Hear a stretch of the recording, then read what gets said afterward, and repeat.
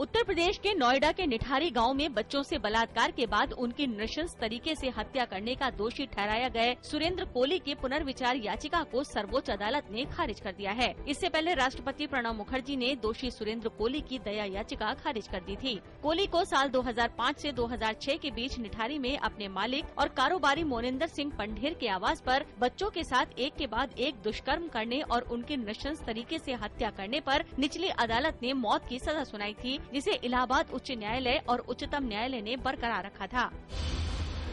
एक मॉडल ने महाराष्ट्र के एक वरिष्ठ आईपीएस अधिकारी पर बलात्कार का आरोप लगाया है। पुलिस ने उप महानिरीक्षक सुनील परासकर के खिलाफ एफआईआर दर्ज कर ली है। परासकर कुछ समय पहले तक मुंबई में अतिरिक्त पुलिस आयुक्त उत्तरी क्षेत्र थे और फिलहाल वह पुलिस उप महानिरीक्षक सिविल राइट्स संरक्षण इकाई हैं।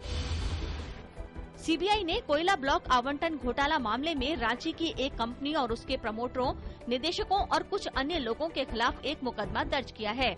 सीबीआई के सूत्रों ने बताया कि इस कंपनी ने लालगढ़ कोयला ब्लॉक हासिल करने के लिए गलत सूचनाएं दी थीं। इतना ही नहीं, निदेशकों ने कोयला ब्लॉक मिलने के बाद कंपनी के शेयर बेचकर करीब 7 करोड़ रुपए कमाए।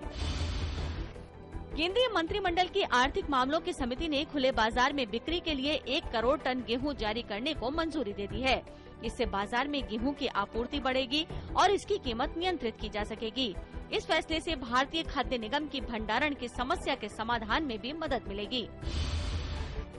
बाजार नियामक संस्था भारतीय प्रतिभूति एवं विनिमय बोर्ड यानी सेबी को अधिक शक्ति संपन्न बनाने के लिए सेबी अधिनियम संशोधन विधेयक को मंत्रिमंडल ने मंजूरी दे दी है। ये विधेयक इस वर्ष मार्च में लागू किए गए सेबी अध्यादेश का स्थान लेगा।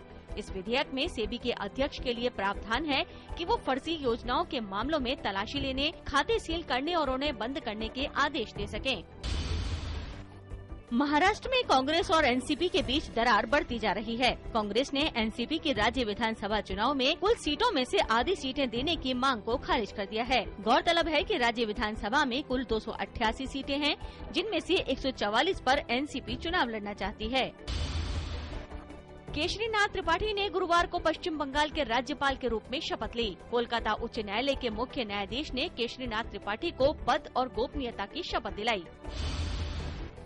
जापान के कैबिनेट कमेटी के अध्यक्ष मासाहिको शिबायामा के नेतृत्व में भारत आई 6 सदस्यीय टीम ने गुरुवार को केंद्रीय स्वास्थ्य मंत्री डॉक्टर हर्षवर्धन से मुलाकात की।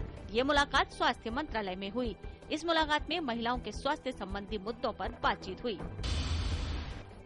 जम्मू कश्मीर के भगवती नगर स्थित आधार शिविर यात्री निवास से गुरुवार को अमरनाथ यात्रियों का नया जत्था पवित्र गुफा में बर्फानी बाबा के दर्शन के लिए रवाना हुआ। इस जत्थे में कुल 1045 तीर्थयात्री शामिल हैं, जिनमें से 628 पुरुष, 219 महिलाएं, 5 बच्चे और 193 साधु शामिल थे।